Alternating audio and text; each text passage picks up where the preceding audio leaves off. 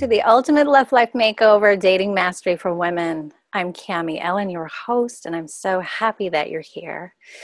Each day during our virtual summit, you are learning tips and tools from world-class experts on all things related to love and dating and attraction and more. And this wisdom is here for you to help you to date and relate with unshakable confidence and to become a woman who can truly inspire a great love. We are all standing for you to create nothing less than lasting, luscious love, your ultimate love life makeover. So let us dive in. I'm really excited to introduce my next guest expert, Tara Marino. I had the pleasure of being introduced to Tara several years ago, and I was immediately drawn to her because she really has this beautiful way of modeling for women how to honor and acknowledge the deepest desires and the dreams that we all have. And not only how to acknowledge them, but how to really embrace them and to live them fully with a sense of integrity and grace and joy. And she does it in a way that makes it seem so effortless. And on top of that, she has created this beautiful, full, happy, loving marriage and a family. And so there's this idea of, having it all.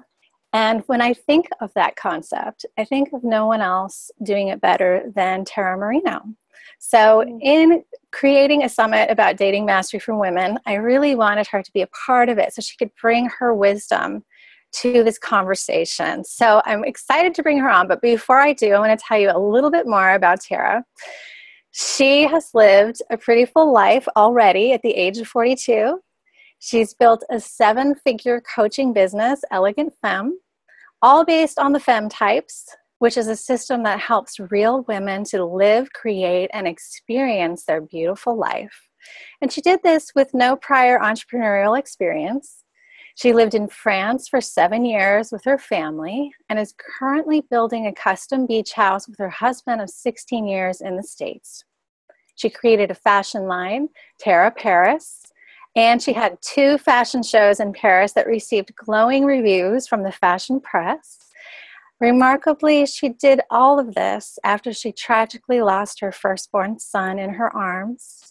Tara proves that you can overcome adversity and still live a beautiful life. So welcome, Tara. Wow. So happy to have you. I'm so happy to be here. So happy to be here. And it is so humbling to hear your life story back, isn't it? No matter where you are right now, when we take the moment to reflect what any of us have been through. Because we've all been through stuff, so I'm here really in support. I absolutely adore you. This topic is, I know how dear it is to your heart, from hearing you express it over the years. And I'm just thrilled to be able to be here and support and offer any value that I can to your audience in a way that really gives them a higher level of permission to receive the love that they're seeking. Oh, thank you. That's gorgeous. Thank you for being here.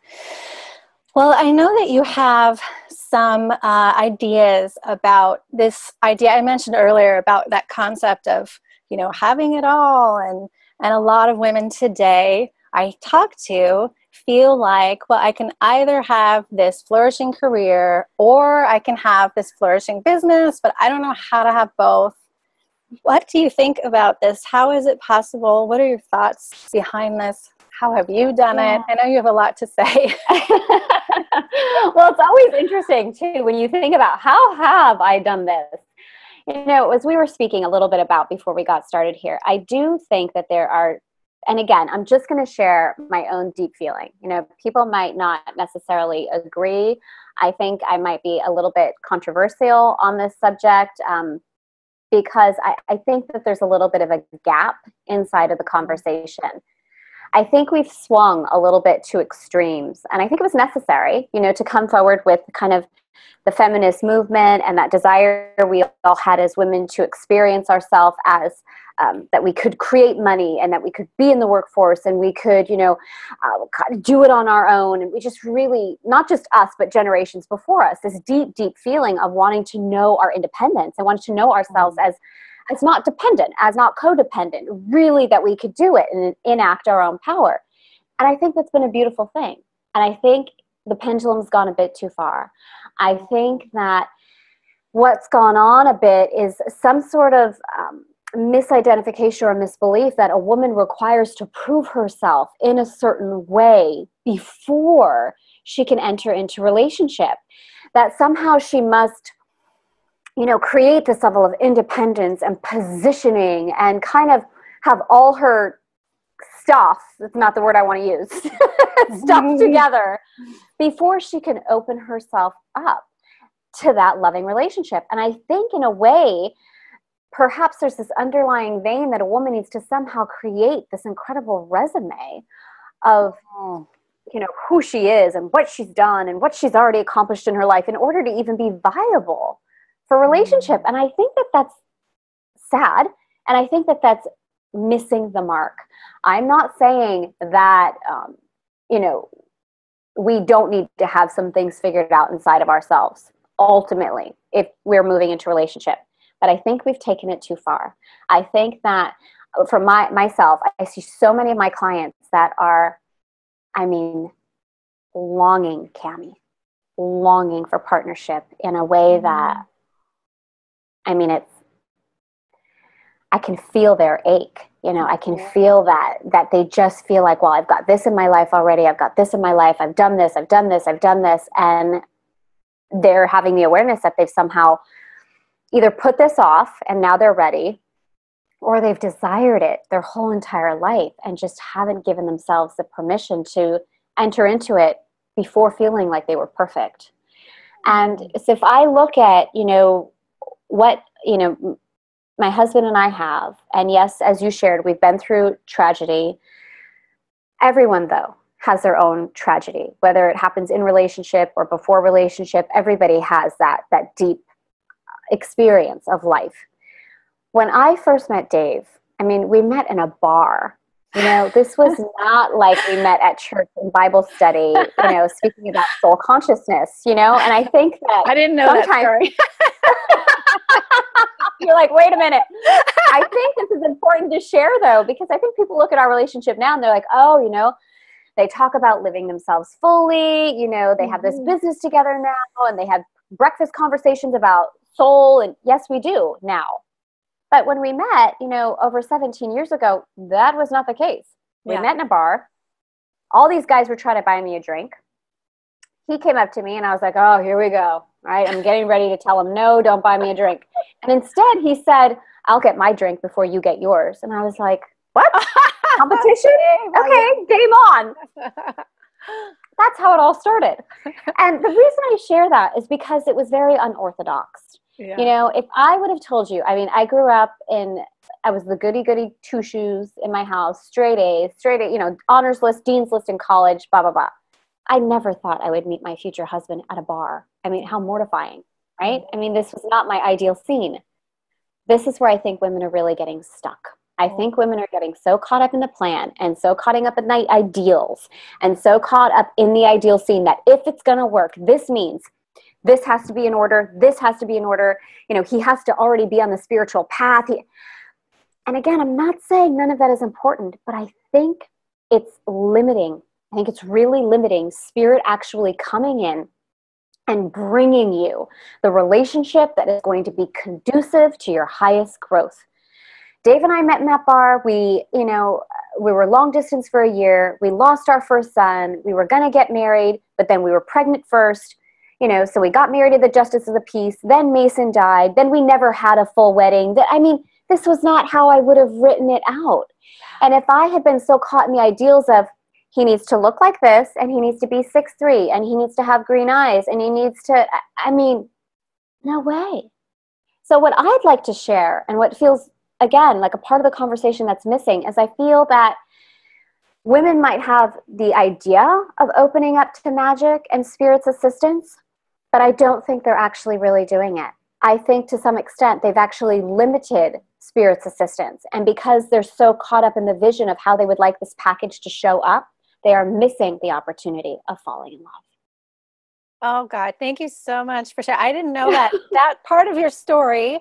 And I'm so glad that you've shared that, because for anyone listening, if you were to spend any time with Tara and Dave, you would leave after just spending an hour with them.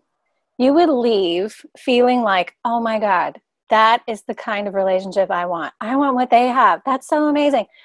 And I love you sharing that the way that you got to it is not this perfect, kind of way that I know a lot of women think about. I hear a lot of women say, oh, he has to be spiritual, or he has to be conscious, or he has to be this, or he has to be that. And I think that you're right. They're limiting the way that the possibilities that they could meet their perfect partner, and that it can unfold in this magical way through intention and commitment. But it doesn't have to look this certain way. I'm so glad you shared that. I think that, and I feel very honored, Cami, to be able to open up to this level of authentic conversation with you, because I don't want to hold back at all. There's a lot of sugarcoating, I think, that's going on right now inside of the space around this is how things happen. And I think the perfectionist idea of, like you're saying, well, he has to be conscious, he has to be spiritual, he has to, I don't know, all of these rules and regulations. I think what's happening is the deep, deep, intense connection that happens when two people fall in love is being missed, because there's this checklist of what either party must meet. And I'm telling you, I don't care if you get everything on that checklist checked off, if there isn't a deep fire of connection and organic conversation and physical, longing, in my experience, it's not going to work. I don't care how much you have check off that list. So I think there's an opportunity for women to kind of let go a little bit, to, a little bit get out of their own way of this idealistic view of how it's going to happen, what he's going to look like, because I think they're getting caught up inside of an ideal that's actually stopping them from falling in love. Well, can you share a little bit about the origins back then, and what was it that had you? Dave introduces himself. He comes up with a clever introduction. Kudos to Dave. Yes, I know, right? I was thinking about this the other day in the kitchen, because we've been talking about this with one of our programs, and I said, what made you think of that? Like, was that a line you used on women before? Because that was really good. Yeah. And he's like, I swear, I never thought of it before. It was just funny. You were there, and, totally kudos to him. So when you say origins, you're talking about more like what happened then, or what intrigued me? Yeah, I'm saying like what, because you're talking about, how there are all these checklists and things, and if they're not meeting the checklist, no, you're out, What was it for you at the beginning? Had you say, okay, I'm open. I think this might be a contender. This might be someone who could possibly be a good partner. What was your side of the story?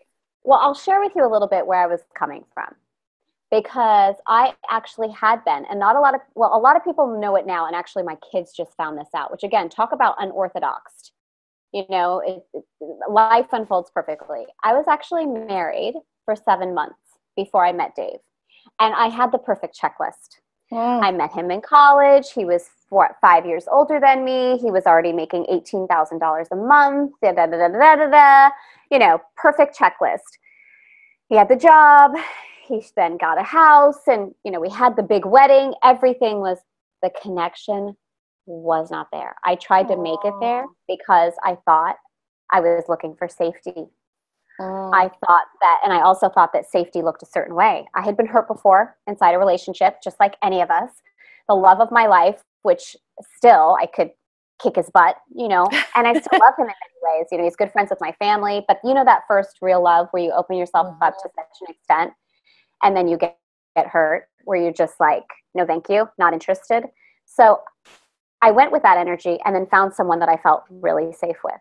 But that connection, not only the physical connection, but that fire, that adventure, that experience of, I know myself in such a way that I've never known myself before. I love adventure. I love new experiences. And I shut a piece of myself off to marry this man that I thought was going to be very safe.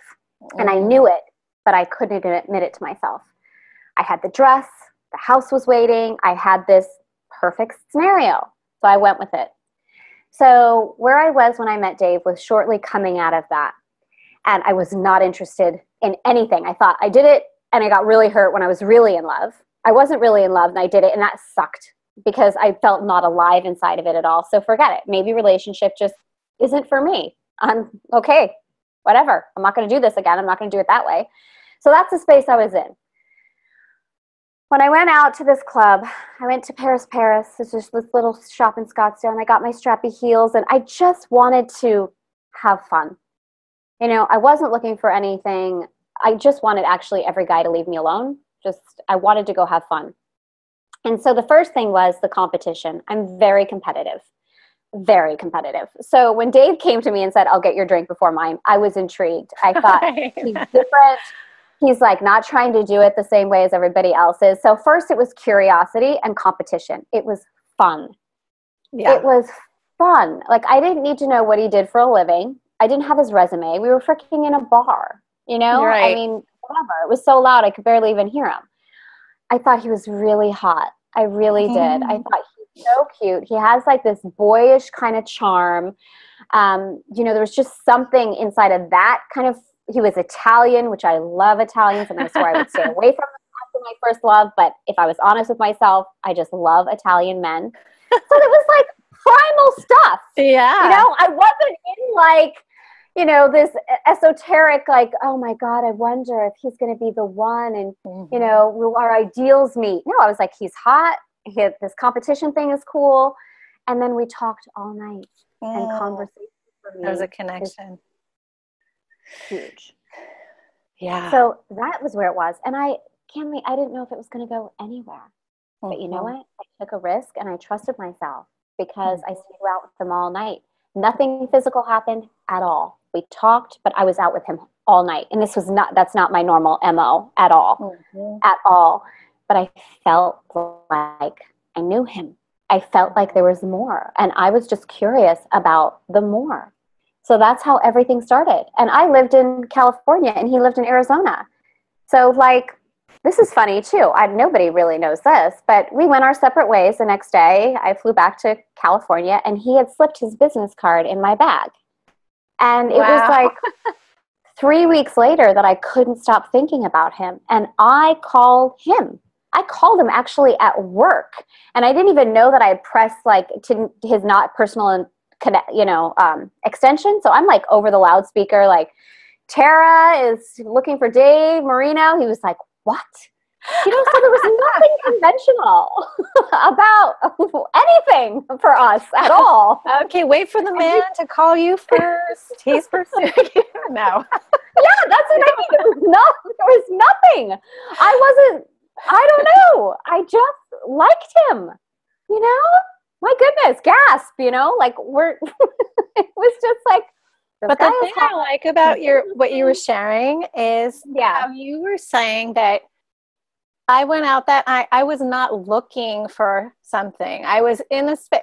It sounds like you were in a space of fullness with yourself. You weren't seeking to be filled up by some external validation. And that is also something I know that you teach about in your work. And maybe you can share a little bit more about that aspect, because I know a lot of women are looking for, okay, I need this, and that. And now I'm going to go out and I'm going out with girlfriends, my wing women, and I'm looking for this partner. But what about this aspect that you just talked about being really full within yourself? And I know you teach, so I'm just going to let you go. All right, awesome. Thank you for bringing that up, because it's true. There's some components here that I think women can tap into. I do believe in wholeness and fullness as we are as women. And it's a really interesting kind of caveat, isn't it? Because we want to feel whole and complete, and yet we want to share that with somebody. And I think that's a slight mindset shift that's really powerful for women. Yes, I can be whole and complete, and I would like to share my wholeness with someone else, versus that space of, I need somebody, or I don't need somebody because I'm okay on my own. Either of those dynamics are not conducive to attracting. And if you think just about the male energy, as we know, loves to fix things. It loves to know that it's in service. It loves to feel like it can make an impact, really, truly. So when you come from a space of wholeness, and yet you're aware that you're open to sharing your wholeness, a male energy feels like it has space to come in. Versus when you're in a space of void, like, oh my God, I need it. I need it. I need that man. I need that love. I need that relationship. The masculine unconsciously or consciously, if they're that conscious, but they'll get really turned off because they know they can't fill that void. It's impossible for them. They cannot fill you up to that extent.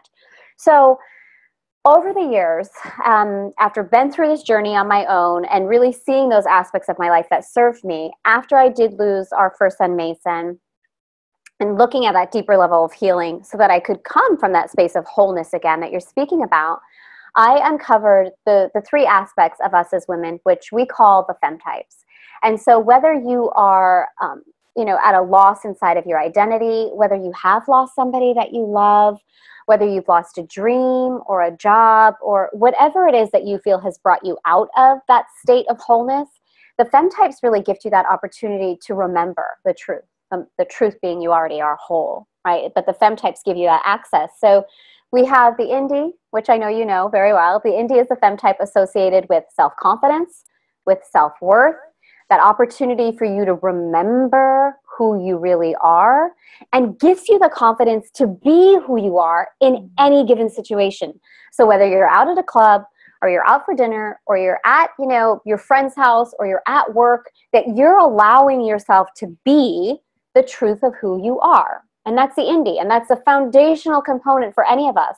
I don't care what you're looking for. If you're wanting to call a man into your life or your dream or whatever it is, you being confident enough to know that you can show up in your essence is everything. So that's the first one. That's the indie.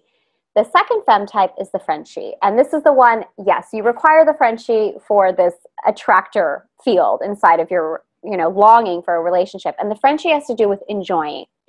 She has to do with what it is that pleases you in life, your body image and your relationship. So very easy when the women, hear this first, oh my gosh, I need my Frenchie. I certainly need my Frenchie if I'm going to love into my life. And it's true. But here's what's very different inside of the Frenchie from this context. When I say you need to know what pleases you, your Frenchie assists you in knowing what pleases you in life. I think another way that women get off on this is they're not willing to engage in the conversation with what it is that does please them. And so they'll show up in a relationship and a man will say, well, where do you want to go to eat? I don't know. Well, what do you want to talk about? I don't know. Whatever you want. Whatever you want. This is not cool. This is not attractive. This does not give the man the opportunity to meet you and take care of you. If you don't know what you want, how is he supposed to give it to you? Now, this is also, you can go to the other extreme. Well, I want this, and I'm not saying that either. Right. Like, we need to have some flexibility. But I'll tell you, this is something that I found really different about French women, Cami, is that French women clearly state what they want. There is not a lot of ambiguity in the conversation. It doesn't mean they're going to get it.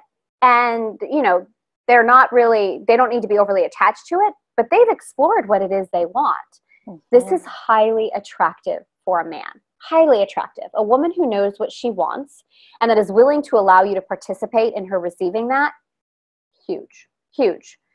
So that's the Frenchie femme type. And the final one is the New Yorker. The New Yorker has to do with doing. So she's that aspect of us that has to do with power and prosperity and bringing into our world aligned action. The things that we want to experience in the physical world. So the New Yorker is important as well for anybody who's seeking that physical relationship, that component, not just the idea or the vision of it. And we want to all be careful that it's so easy to go into the opposite of the New Yorker, which is the overwhelm, the over-planning, the over-strategizing, the squeezing things too tight. And that's actually where I think a lot of women are these days, Yes. I think they're just getting caught up in the planning of finding who they want to find, even the processing, even the intellect. And I think it's just, It's not completely conducive. So the fem types can certainly assist a woman in coming into that place of wholeness, figuring out who she wants to be in any circumstance, figuring out what it is that pleases her, and then bringing what it is that pleases her into the physical world. So as you're open to that relationship coming forward, you still are bringing into your life the aspects of your life that you want to experience. And you're not putting your life on hold, waiting for the man. And at the same time, you're not closing off the energy for that man to come in. And when you're working with women, you tend to see that a woman may be sort of, you were talking about with the overdoing, the New Yorker overdoing, controlling. Do you see that some women don't yet have access or haven't yet tapped into all of those spaces within themselves yet? So a woman maybe, say she's very much in her New Yorker, but she hasn't yet accessed the Frenchie or her Indie. Do you see that? Absolutely. Absolutely. Women can, a number of different variations, either, and this is hard for us to admit to ourselves, but you might not have activated any of them properly, because you might be so, concerned about other people's expectations and all of that. So you could be really outside of your fem types. You might have one activated and you see, wow, I've really put the Frenchie on the back burner. Typically what I see is women think they have activated their Indie. They know they're running in overdrive with their New Yorker, and they know their Frenchie is completely non-existent. This is what the majority of women that come to Elegant Femme, they start to have that awareness. When I start to speak with them, what ends up being most of the time, the accuracy around it, is they haven't properly activated their Indie. They haven't given themselves permission to really ask the necessary questions inside of their Frenchie, and their New Yorker is actually non-existent, because they're operating in a space of overwhelm and exhaustion and squeezing, so they're not in aligned action. They're in action, but the action isn't aligned with them or their soul. So it's, the first awareness and then what's really happening, which is why we share with women, the fem type quiz to give them a deeper idea of where they might be really operating inside of their life and what might be, stopping them really from receiving what it is they really desire. And then coming from this space, so back to the idea of the fullness and going out into the world from this place, balancing all the different aspects of the Indie, the Frenchie, the New Yorker, then to be open to receiving and cultivating love, partnership from there. That makes so much sense. Yeah. And the other thing is that I would say is, yes, that's the ideal situation, and to be aware of all of the femmes, but also to be aware that as you are activating them, to still be open to love, not to have that idea come in that says, okay, wait, I don't know that I'm fully whole yet. So, because the truth is, you're already whole, right? It's you bringing you up to speed with the awareness of that. So I just want to make sure to be clear around the message that, yes, the activation of the wholeness, that's where you can focus your attention as you are remaining open to love. But to be really careful not to think, okay, I must make sure I am fully in sync, fully whole, fully accounted for before I'll even be open to the idea. Because that's, again, the love of your life could be down the street at the AM PM. And because you have a checklist inside that says, he has to have a suit and be driving this car and blah, blah, blah, you don't go to the AM PM, And I just like to start following is that soul's calling. When I went out that night to Access Radius, which, oh my gosh, if anybody lives in Scottsdale, Arizona, they're like, what? It was like the biggest hookup joint. I had no idea, because I went to the concierge. I was from out of town. I said, I just want to go out. Where should I go? He sent me there. If I wouldn't have gone that night, right, because I thought I don't have my stuff together, I just got out of this relationship. Why am I even going? I didn't get myself caught up in the perfection of it. I had a desire. I wanted the experience. I gave myself the experience. So wherever you are in your life right now, remember to stay plugged in. What are you desiring? Out always, right? Do you feel a calling? I should go for a walk right now. I'm feeling called to go to the beach. Well, that retreat or that seminar, or I'm feeling a coffee. Like, follow those inner knowings, follow that desire. Give yourself permission to show up as you are. That opens you up to love. It's not about trying to manipulate yourself and make yourself something that you're not. You want the man that you fall in love with to love you for where you are right now and be open to love you for where you're going. And that's something that I think Dave and I have that really is unique, but that I know isn't just meant for us. We grew together over the past 17 years, you know. We went to the places we needed to go inside of ourselves. We've had the challenging conversations. We've had the arguments. We've had the fights, you know. It's not always a pretty, perfect picture. And I think that's something that women need to recognize. You know, you've got to be willing to commit to a journey that brings you far outside of yourself. Mm-hmm. And the first thing to do is just open yourself up to the journey now. Stop trying to perfect yourself and wait, you know, for that stamp of approval from who knows who that you're ready. You're ready, or you wouldn't want it, right? Well, thank you for what you said about the AMP or AMPM. Do you have one down the street? Well, there's a, you know, there is one down the street, ladies. No, it's because what I see too is that there's like okay, I'm going to be on my Match.com account, so now I'm going to be open to love, or now I'm going to this XYZ yoga retreat, so now I'll be open to love. But today I'm grocery shopping or at the post office or at the AMPM or wherever, and then we tend to be on my phone, or so exactly. It can happen anywhere. It could be your neighbor. It could be the guy that delivers your washing machine. I mean, who knows? Anywhere. So I love what you're saying about that, to be always inside of possibility and to be open and to get out of these preconceived notions about when, where, or who. I love that. Yes, because, you know, spirit, your soul chooses your soulmate. Let's not forget that. You know, it's like we think we choose. No. I mean, our ego has a bunch of ideas about who we should be with in order to be validated inside of this lifetime. I would invite everyone to open up to what it is you really need. You know, what did your soul come here seeking? If you say, you know what, no holds barred, I am opening up to the deepest love that's available to me inside of this lifetime that will support my deepest evolution as a woman, bring it.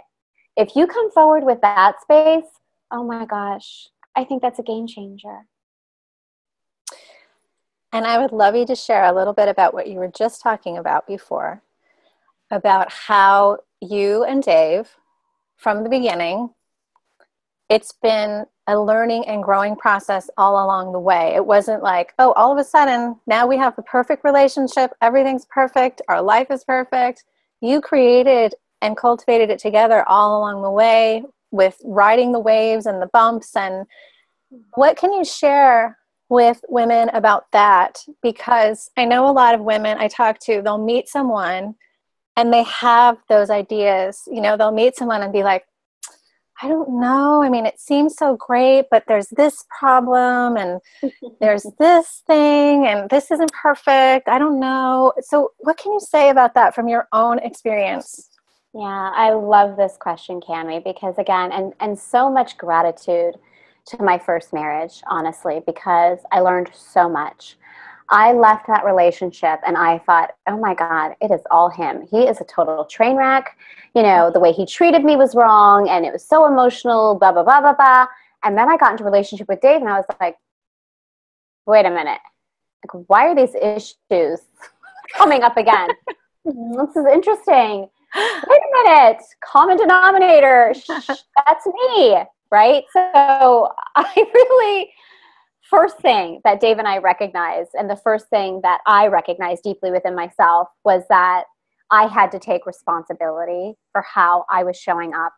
And I had to recognize that no relationship is perfect. And was I just going to trade this relationship for another relationship that was going to reflect back to me the rest of the things that I needed to learn.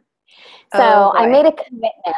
Yeah, That's I know. I made a commitment very early on inside of my relationship with Dave. It wasn't like come hell or high water this was going to work. It was I am going to reflect wherever I need to see what role I am playing inside of this space. And I knew that I wasn't going to just run.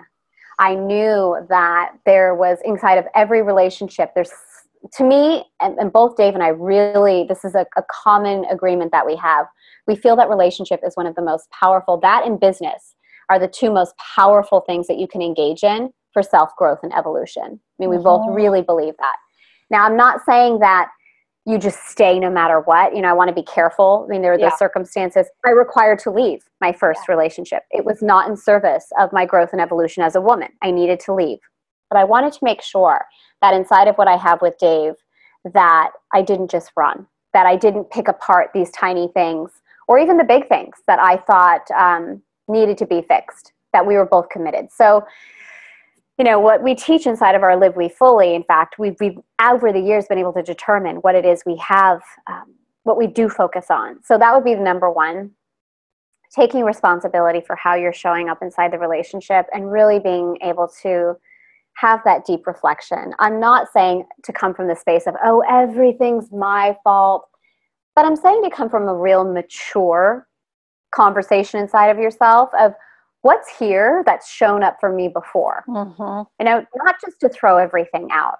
You know, if you're dating somebody new and this isn't perfect and that isn't perfect, ask yourself, is this a pattern? Has this shown up before? So instead of what I hear a lot of women say is, oh, I just keep attracting, you know, the wrong guy in the same situation. Okay, you have that awareness. Why? Like, what's really going on inside your formula? What makes you believe that you think you need that? Or what kind of pairing is that with love? You know, where have you paired that and this pattern with love? You know, those deeper levels of conversation. So, you know, Dave and I mean, when Mason died, we didn't relate to it at all the same. You know, Dave actually started drinking a lot and he was working like crazy. All I wanted to do was talk about it and cry. He didn't want to talk about it at all. I mean, we've been to those places where you feel like your world's apart, you know, but we knew that inside of that actually circumstance, we knew that no one was going to understand what we'd been through other than us. So we figured we might as well give it a shot to try to work this out together. And we had those really hard conversations. And again, you know, even after we had 2 healthy kids, we were in suburbia and we were sitting on a golf course and we had the fancy cars and the house. And Dave was working like 80 hours a week. And we had the difficult conversation. This isn't what we want. This isn't what we want. You know, so that communication inside of, you know, really being able to clarify for yourself and for each other, what is the life experience you want? And then for us at higher and higher levels of communication, we would love to see couples being able to utilize their relationship for higher levels of vision, higher levels of purpose, you know, a mission statement as a couple. You know, that's where we're headed. And we want to help couples in that arena going forward. But I don't know. I want to make sure I answer your question and provide you with what's going to be the most valuable to you and your. Thank you for that. Thank you for that sharing, because you just shared some really authentic, vulnerable aspects of your partnership. And I think that's real life. And those are the kinds of things that come up in relationships. And you can either choose, as you said, maybe it's not right and you decide, okay, this isn't working, I need to leave. But at what point do you decide, no, you know what, we're in this for the long haul, we're going to get through this? And how do we do that together? And so just, I see what the time, I could just talk with you for hours about this, but just to kind of bring this conversation to a close, what would you say are the keys or the most important aspects? You mentioned shared agreements in your partnership. What do you think have been some of the most important agreements or important learnings or keys that you and Dave have implemented in order to not only start this partnership, but to cultivate it over the years together? What are some things that women can keep in mind as they're out there dating? Yeah, Cami, I have kind of an interesting one, and it might seem a little bit shocking, but I will tell you that and there's many, obviously responsibility that I spoke to you about, deep level of commitment, being willing to go for the long haul, like you're saying, enter into those very deep conversations. We are so vulnerable with each other. I mean, we risk everything. We put everything on the table. We would both rather be alone than be in partnership inside of a lie. That's how we feel. So we're very, very vulnerable with each other. I will tell you one thing that we are so clear on, and it is, inside, we've seen this inside of so many relationships crumble, is that we are completely monogamous. We are not into like this swinging. We are not into sharing partners. And I know some of your audience might be like, oh, how could she even say that? We've seen it so many times. As relationships develop, either the woman says, oh gosh, well, the man just has to have it this way, so I'm just going to be okay with it. Or, this to us is such a big defining factor. And in fact, what we've seen inside of long-term relationships is that because couples are not operating at a high level of communication, there tends to be some stagnancy happen inside the partnership. And people start looking for ways to kind of feel alive again, to reactivate that spark and that adrenaline and that connection. And so sometimes they think that has to happen outside of the partnership. And what I will share with your audience, and deeply for Dave and I, is that because we have that agreement, we don't run anywhere. We know the level of conversation we require to have with ourselves and with each other in order to reactivate that energy of aliveness. And we are committed to experiencing that together. So if we come to a place where we feel like we're feeling stagnant or something isn't working, we will have the conversation to make that huge change, whether it's moving to Paris or starting a fashion line or leaving Paris or building a beach house or going sailing or, whatever the conversation is. If we don't feel fulfilled in an area of our lives, we're going to bring it to the partnership and have the discussion, not look for some sort of external factor or external energy that we would think would somehow bring completion. Because I'll tell you, we've seen it happen with so many of our friends. You have enough energy going on between the two of you. You do not need to bring in any additional energy. Go to where you need to go inside of your partnership and have that level of authentic conversation. Wow. I loved what you said. We would rather have, I forget exactly how you said it, but we'd rather have complete, honest communication than to be living in a lie. And that can be challenging sometimes. Yeah, absolutely. It can be one of the hardest things, but what I'm committed to is living fully. And I'm first and foremost committed to my own authenticity. I'm first and foremost committed to my own soul. And I bring that to our relationship. And that's just a priority. It's me and my relationship with God and my soul that comes first. Then Dave, then the kids. Like, that's truly my level of priority inside of my life. But first and foremost, it's my soul.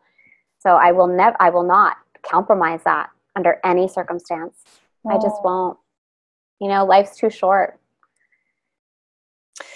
Tara, thank you so much for being here. I wish we could just go on and on and on. And I know there's so much more that you have to offer and to share. So how can women get in touch? How can they learn more? What's your free gift that you're offering? Yes. Well, I would love for women to go to elegantfemme.com/quiz. And I'm sure you can put that link somewhere easy enough for them. Yeah, it'll be right below. Perfect. So you can go and take the FemType quiz, learn about your FemType, see where you might be out of sync, get some feedback as to where it is you're really operating inside of your life. And then from there, at elegantfemme.com, we have so many resources to assist you in living more fully and really being able to live in that space of authenticity and elegance and truth with your beautiful life. That's what we're about. So I would invite you to start with the quiz and go from there. Thank you so much. I so appreciate having you with us today and all that you've shared. I know that you've opened up so much possibility for all of the women listening. So thank you. Awesome, Cami. My pleasure. Thank you. And everyone here, thank you so much for listening, being with us, watching or listening. We appreciate having you here. Make sure that you take advantage of Tara's free gift below, the video you're watching or the audio that you're listening to. And after you do that, make sure that you check out the VIP package. You can have today's session and listen back to it as much as you like, as well as take advantage of the content of all of our fabulous speakers. You can learn more below, or you can go to ultimatelovelifemakeover.com/VIP. Once again, thank you for being here with us, and we look forward to having you with us again for more of the Ultimate Love Life Makeover Summit. See you soon. Take care. Bye-bye.